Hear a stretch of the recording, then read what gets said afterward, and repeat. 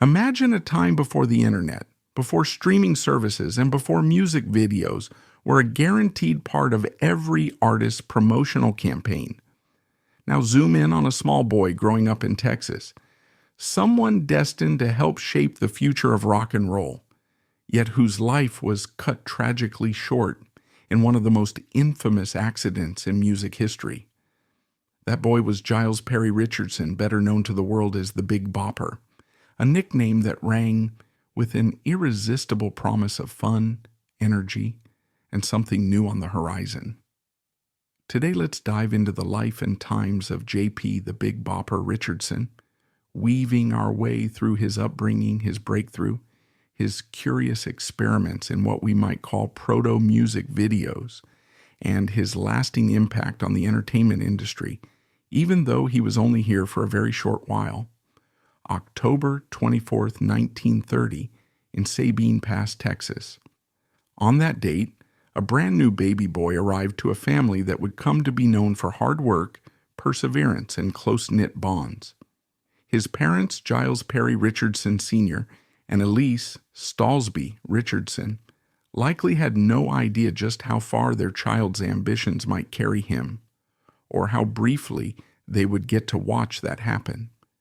Yet from that first moment, they nurtured him alongside his brothers, who would follow, James in 1932 and Cecil in 1934. The Richardsons soon moved from Sabine Pass, a small community near the coast, to Beaumont, Texas, a city that would serve as the main stage for JP's formative years. Beaumont was a vibrant place. Oil had put it on the map thanks to the Spindletop discovery in 1901, and the city had grown into a hub where old traditions met new possibilities. Growing up in this dynamic environment, J.P. developed an eagerness to explore the boundaries of culture and radio. He wasn't yet the Big Bopper, of course. He was just a kid absorbing his surroundings, the radio crackling with country tunes, or the rising style of early rock and roll, the local sports scene, and the camaraderie of a family that stuck together during the ups and downs of everyday life. J.P. was the oldest child. You can imagine him as a caretaker for his younger brothers, a protective older sibling who might have had to set an example, sometimes with a mischievous grin, sometimes with serious dedication.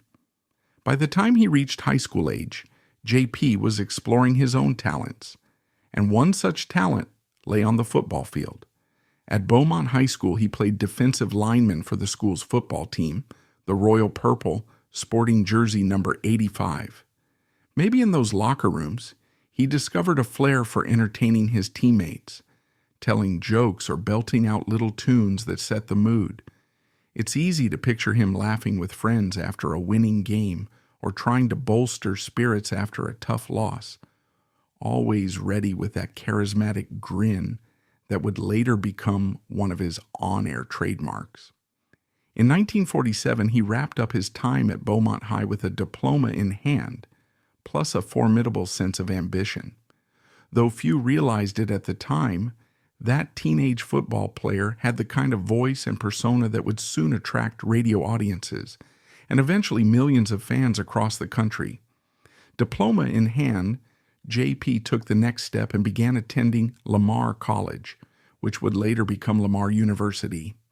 There, he studied pre-law, a serious pursuit that might surprise folks who know him only as a booming radio DJ and rock and roll performer. But the young man was also a member of the band and the chorus, showcasing a musical inclination that was begging for a bigger platform. The gleaming brass instruments and the harmonious voices in the chorus gave him a place to hone his ear and refine his sense of showmanship. At the same time, he accepted part-time work as a radio DJ at Beaumont's KTRM station. That wasn't just a job. It was the beginning of a love affair with broadcasting. The hum of the station, the flicker of the on-air sign, the hush that fell over everyone just before that lively voice poured out over the airwaves, Those elements captivated JP from the start. He realized that connecting with listeners in their homes, cars, and workplaces was an incredible power, and one he wanted to wield in creative ways. For a while, he managed to juggle college and part-time DJ work, which was no small feat, particularly if you consider that radio wasn't just about talking into a microphone. It was about prepping your show, selecting tracks, warming up your voice, and learning how to engage the audience so they wouldn't flip the dial to another station. But something was stirring in JP. The radio booth became an irresistible magnet drawing him in, sparking new ideas about how radio could be used to entertain, enthrall, and surprise. So it was a major turning point when KTRM recognized his aptitude and offered him a full-time gig in 1949. That decision might have felt bold at the time. He was still in college, but the call of radio seemed undeniable. He left Lamar College behind, stepping onto a more precarious path, a broadcasting career that could be fleeting if he didn't make his mark. Yet JP believed in his own potential, and as we'll see, that potential was extraordinary. While JP was forging ahead professionally, life on a personal level took its own happy turn. On April 18, 1952, he married Adrienne Joy Fryu. Imagine that young couple radiant with the optimism of the early 1950s. Gazing at each other and dreaming big, he had a budding radio career, and she was ready to support him in his ambitions. Their first child, Deborah Joy, was born in December 1953, adding a new dimension of family life to JP's bustling schedule. By day, he'd be that charming voice on KTRM, and by night he was a husband and father, juggling diapers, feedings, and bedtime routines. Yet the synergy of professional drive and domestic contentment seemed to give him extra fuel. Life was evolving rapidly, with the promise of bigger and brighter things on the horizon. Fate, however, had other plans in the mid-1950s. In March 1955, JP received a draft notice. Like many young men of that era, he stepped up to serve in the U.S. Army. Basic training took place at Fort Ord in California, a world away from the easy familiarity of Beaumont. After that, he moved on to Fort Bliss in El Paso, Texas, to spend the remainder of his service as a radar instructor. Picture him in that role, a man with a friendly, booming voice guiding new recruits through the intricacies of radar operation, mixing seriousness with that trademark sense of humor. It was a stark contrast to the radio booth. Yet he managed to keep his upbeat personality, forging bonds even as he taught disciplined military procedures. When he was discharged as a corporal in March 1957, JP returned to a familiar embrace, KTRM radio in Beaumont. They gave him the 11 a.m. to 12:30 p.m. slot, the so-called dishwasher's serenade. You can almost envision 1950s housewives across Beaumont listening in as they tidied the kitchen after lunch, or perhaps a group of factory workers on their break, all tuning in for a bit of music, chatter, and that bright voice that made them smile. But JP wanted more than just a mundane midday show. With a sponsor's blessing, he launched a new 3 to 6 p.m. slot. This was prime time for radio, people getting off work, picking up kids from school, or running errands. He was ready to seize that time slot and make it his own. But for that, he needed a persona, something catchy, larger than life that listeners would instantly remember. And so, the Big Bopper was born. It was lively, fun, and full of personality, matching the energy he brought to the microphone. Quickly, people around town started saying, "Did you hear the Big Bopper on the air today?" And they'd grin, because it was impossible to hear that voice and not feel just a little more optimistic about the day. The Big Bopper's appeal wasn't limited to just playing records and chatting between songs. JP had an innovator spirit, always pushing boundaries to see how far he could go. One of the best examples of his fearless approach to on-air entertainment came in May 1957, when he set a record by broadcasting for 5 days, 2 hours, and 8 minutes straight. Truly marathon stuff. Working from the lobby of the Jefferson Theater in downtown Beaumont, he played 1,821 records. Think about that for a moment. The pure stamina required to talk, spin records, and keep an audience engaged for that many hours. He only took short breaks during newscasts. Some folks might have found the challenge daunting, but JP relished it. This sort of high-energy stunt might look normal by modern reality TV standards, but at the time, it was a spectacle. It got people talking about him, and it deepened his legend around the region. He wasn't just a DJ, he was a showman, a presence, and an entertainer who found new ways to draw crowds. By 1957 and into 1958, the Big Bopper was no longer just a local name. He was credited with pioneering an early form of what we now call the music video. If you think of MTV's launch in 1981 as the birth of the music video, then the Big Bopper was out here decades ahead, filming an example and sparking ideas for promotional song clips. Although not everyone from that era recognized the significance of what he was doing, JP had the foresight to understand the power of visuals combined with music. In a sense, he was bridging radio's immediacy and television's potential, dreaming of new ways to captivate an audience. This kind of experimentation shows you exactly how forward-thinking he could be, always scanning the horizon for fresh ways to connect with fans. He might not have realized it at the time, but he was laying groundwork for an industry that would become massive long after he was gone. Even while rocking the microphone on KTRM and dreaming up new twists for radio entertainment, the Big Bopper had another passion: songwriting. He had a knack for crafting catchy tunes that would echo in people's heads long after the record stopped spinning. Indeed, one of the standout songs he penned, White Lightning, was recorded by George Jones and became Jones's first #1 country hit in 1959. Another, Running Bear, recorded by Johnny Preston, shot to the top of the charts in 1960. Imagine that. JP was behind the success of some of the era's biggest musical names. Clearly, songwriting was a calling every bit as powerful to him as the call of the radio.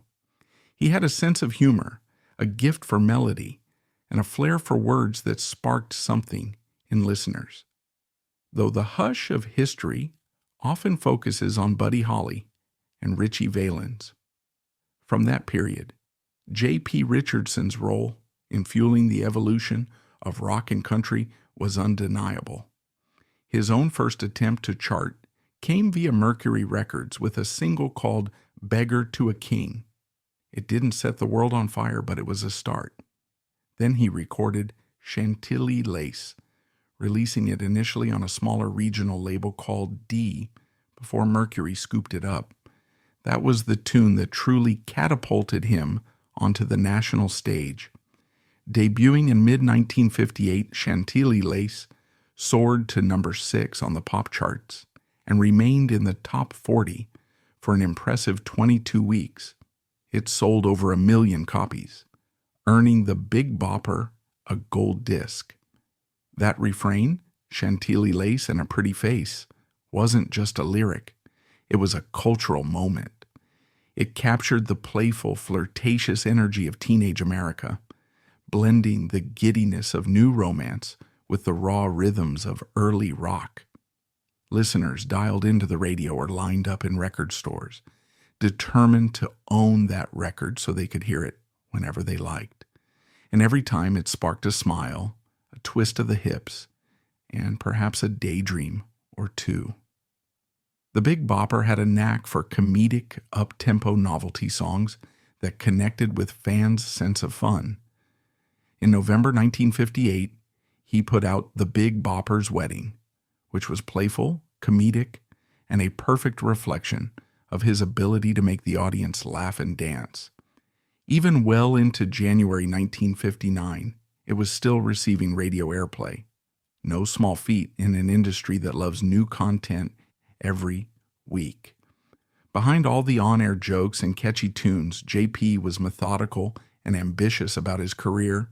He was building a home recording studio in Beaumont, preparing to take his creativity to the next level by controlling his own recording environment. He had 20 songs lined up, either for himself or for other artists. This sort of strategic thinking wasn't always common back then. Record companies held most of the power, and artists often had limited avenues for exploration. But JP recognized the importance of shaping his own destiny. He could record a demo at home, refine it, and then either release it himself or pitch it to the likes of George Jones or Johnny Preston. At the same time, JP's family life was expanding. He and Adrienne's daughter, Deborah Joy, was still a child, but she was about to become a big sister. Adrienne was pregnant again, and the baby was due in April 1959. The promise of a growing family seemed to run parallel with JP's blossoming career. You can imagine the excitement in their household, new hits on the radio, a new baby on the way, and the sense that the Big Bopper's star was rising ever higher. But destiny had one more twist. Fueled by the extraordinary success of Chantilly Lace, JP received an invitation to join a winter dance party tour with Buddy Holly, Richie Valens, and Dion and the Belmonts. The invitation meant traveling through the cold Midwest in January of 1959. The plan? Hit different towns every night, bring rock and roll to fans who couldn't get enough of these energetic young stars, and then move on to the next city. It was exhausting, but it was also exhilarating. JP likely saw it as a big step toward an even brighter spotlight, an opportunity to connect with wider audiences, maybe test some of his new material, and bond with fellow musicians who were on the cutting edge of a new wave in popular music. The tour kicked off on January 23, 1959, but the unrelenting winter weather took a toll on the touring party. They traveled in a poorly heated bus that broke down multiple times, subjecting them to near Arctic conditions in the northern states. Buddy Holly, frustrated with the travel hardships, decided to charter a small plane to get ahead to the next venue, letting him rest and avoid the frigid bus ride. After a performance at the Surf Ballroom in Clear Lake, Iowa, on February 2nd, the Big Bopper, who was battling the flu, ended up swapping seats with one of Holly's band members so that he could fly rather than face another freezing night on the road. Richie Valens famously won a coin toss to secure another seat. The pilot, Roger Peterson, was set to fly them from Mason City to their next tour stop. It must have felt like a relief, a chance to get some sleep and arrive refreshed for the next gig. Yet history would record this flight as one of the greatest tragedies in rock and roll. In the early hours of February 3, 1959, the single-engine Beechcraft Bonanza took off. Moments later, it crashed in a nearby cornfield, killing everyone on board: Buddy Holly, Richie Valens, the Big Bopper, and Roger Peterson. The news would soon spread across the country, leaving fans stunned. How could it be that these young artists, so full of life, so rich with potential, were gone in an instant? The date of their deaths would later be dubbed the day the music died, immortalized in Don McLean's song, American Pie. JP was just 28 years old, leaving behind Adrienne and his daughter, Deborah Joy, who was 5 at the time, and, heartbreakingly, another child on the way. Their son, J. Perry Richardson, would be born in April 1959, 2 months after the crash that ended his father's life. Some fans might say that the Big Bopper's role in music history is often overshadowed by the names Buddy Holly and Richie Valens. Yet real fans and historians know JP was pivotal in shaping not just rock and roll, but also broader musical trends through radio, through music videos, through songwriting. That unstoppable energy he brought to KTRM, the comedic genius behind Chantilly Lace, the boundary-pushing approach to broadcasting, and the creation of a brand new persona known as the Big Bopper, combined into a legacy that resonates long after that fateful day. In 2007, nearly half a century after the plane crash, JP's son, Jay Richardson, requested the exhumation of his father's body. Jay wanted closure and clarity, especially regarding long-standing rumors that the Big Bopper might have survived the crash and attempted to go for help, or that there had been a firearm on board. The speculation, though far-fetched, had persisted in certain circles of pop culture lore. A forensic anthropologist named Dr. William M. Bass conducted the autopsy, revealing that JP's injuries were massive and instantly fatal. There was absolutely no evidence he walked away from the crash or that anything sinister beyond the accident had transpired. With the myths put to rest, the family could finally have peace. The body was placed in a new casket and reburied next to Adrienne in Beaumont's Forest Lawn Cemetery. The old casket, which had once held JP's remains, was displayed for a time at the Texas Musicians Museum, a poignant artifact symbolizing the ephemeral nature of fame and life itself. By December 2008, Jay Richardson discussed the possibility of auctioning that old coffin on eBay. He mused about donating a portion of the proceeds to the Texas Musicians Museum, an institution dedicated to preserving the heritage of artists like his father. Although the plan drew some public fascination, Jay later downplayed the intention, indicating it might have been more of a consideration than a concrete plan. Still, the very fact that such an auction would garner big headlines reveals how strongly the Big Bopper's memory persists in the public consciousness. Even decades after his tragic death, people are still fascinated by the man behind the booming radio voice, the comedic novelty songs, and the moment in time that ended too soon. Jay Richardson himself carried his father's torch in his own way, performing under the moniker the Big Bopper Jr. He traveled far and wide, commemorating JP's songs and legacy, sharing the music with new generations who might otherwise only know the phrase, "the day the music died," from history books or old news clippings. Tragically, Jay passed away in 2013 at the age of 54 due to heart failure, once again sending waves of sadness through fans who knew him as the living link to one of rock's earliest and most dynamic figures. Even so, Jay's dedication to preserving his father's music and story meant that the Big Bopper's influence did not remain locked in the past. Instead, it continued to resonate with crowds who discovered, often through tribute performances, just how joyful and spirited his music could be. Another testament to the enduring devotion of the Richardson family is the roofing business in Texas that some extended relatives operate, naming it in honor of JP the Big Bopper Richardson. There's something poignant about that, a family trade that stands as a tribute.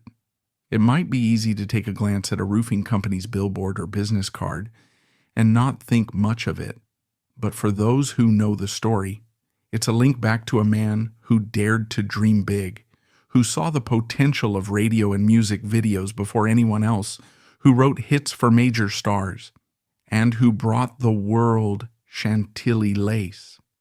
It's a subtle reminder that a name can live on in unexpected ways, carrying forward the spirit of someone who left us too soon. Today, if you search for the Big Bopper on a streaming service, you'll find that classic tune that enthralled audiences in 1958. You might also find covers, interviews, and references to him in documentaries about the early days of rock. Listening in the 21st century can still transport you back to a simpler era, one of sock hops, drive-in theaters, and poodle skirts, when a witty on-air persona could unify a community. Maybe that's the real magic of the Big Bopper. He reminds us that music can be playful, spontaneous, and a bit silly, but still linger in our hearts for decades. His comedic approach was about creating a communal experience, bridging the gap between the star and the audience in a way that said, hey, we're all in on this joke. Let's enjoy it together. J.P., the Big Bopper. Richardson lived loud, dreamed big, and left us far too soon. His story is more than a footnote in rock history. It's a powerful reminder of how quickly life can change and how one song, one voice, can echo through generations. Whether it's through Chantilly Lace, the hits he wrote for others, or the performances of his son Big Bopper Jr., Richardson's legacy keeps spinning on the turntable of music history. If you enjoyed this video, don't forget to like, subscribe, and tell us in the comments.